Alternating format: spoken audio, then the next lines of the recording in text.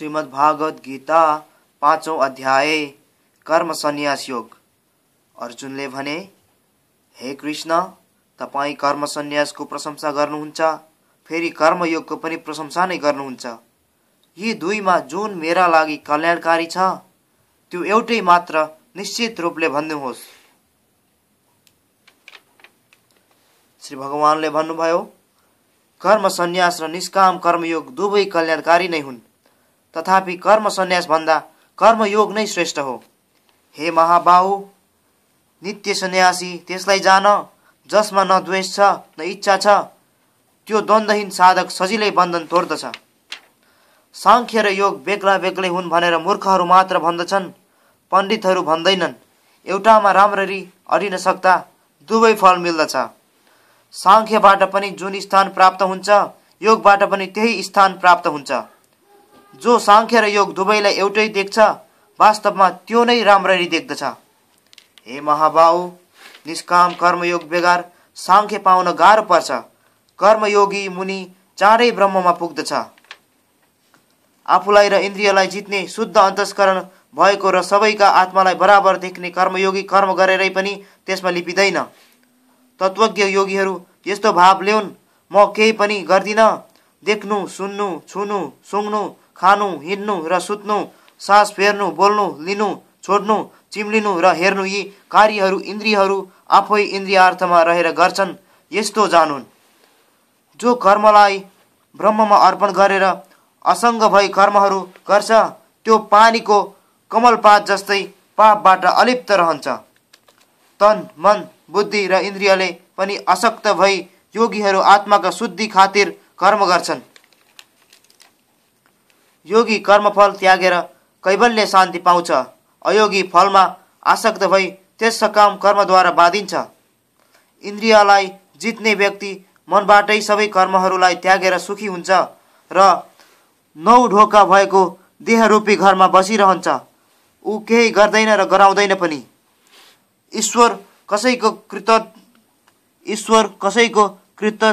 कृतित्व कर्म र कर्मफल केही बनाउनु हुँदैन। ईश्वर कसैको कर्तृत्व कर्म र कर्मफल केही बनाउनु हुँदैन। न त कर्मफलको संयोग नै रच्दछन्, तर यी सबै स्वभावैले रहन्छन्, प्रकृतित हुन्। फेरि ईश्वर कसैको पाप वा पुण्य पनि लिँदैनन्। अज्ञान रूपी पर्दाले ज्ञानलाई ढाकेको हुनाले जीवात्माहरू मोहित हुन्छन्। तर ज्ञानले गर्दा जसको आत्माको अज्ञान हटेर गयो, तिनका ज्ञानबाट ब्रह्म सूर्य जस्तै भएर प्रकाशित भयो। मन, बुद्धि र निष्ठा ती तत्परायण भई ज्ञानद्वारा पाप नाशिएका साधक नफर्किने ठाउँमा जान्छन्। विद्या र विनयुक्त ब्राह्मणमा, गाईमा, हात्तीमा, कुकुरमा र चाण्डालमा समेत ब्रह्मज्ञानीहरू समदृष्ट राख्दछन्, बराबर रूपले हेर्दछन्। जसको मन समत्व भावमा रहन्छ, तिनले यही संसारलाई जितेका छन्। ब्रह्म निर्दोष छ र सम्भाव राख्छ, त्यसैले ती ब्रह्म लिन्छन्।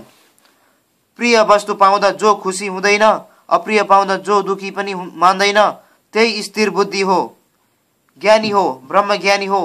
अत ऊ ब्रह्ममै स्थित छ।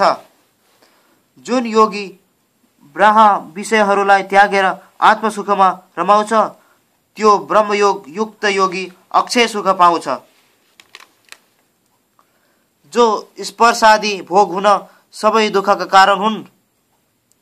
कुन्ती पुत्र, यस्ता आदि र अन्त्य हुने विषयहरूमा विद्वानहरू रम्दैनन्, भुलिँदैनन्। जो जीवित छँदै काम र रिस अथवा तिनको गति सहन्छ, त्यो नै योगी हो र त्यही मानिस यहाँ खुसी छ। जो भित्रभित्रै सुखी, भित्रभित्रै हर्षित र अन्तःकरण आत्मज्ञानले प्रकाशित भएको छ, त्यो ब्रह्ममय योगी नै ब्रह्म निर्वाणमा पुग्दछ। दुविधा नभएका सदा प्राणीका हितमा रहने ध्यानी र निष्पाप ऋषिहरू नै ब्रह्म निर्वाण पद प्राप्त गर्दछन्। काम र क्रोध नभएका, चित्तलाई जितेका, ब्रह्म जान्ने ज्ञानी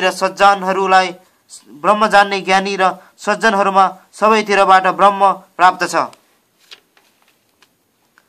बाहिरी भोगहरू बाहिरै त्यागेर भ्रिकुटीमा माझमा दुष्ट पारी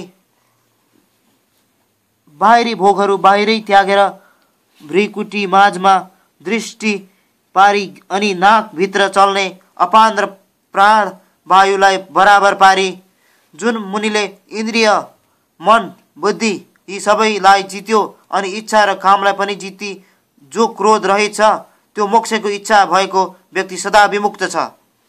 यज्ञ र तपस्याको भोक्ता सारा लोकहरूको ईश्वर र सबै प्राणीहरूको मित्र मलाई जानेमा शान्ति मिल्दछ।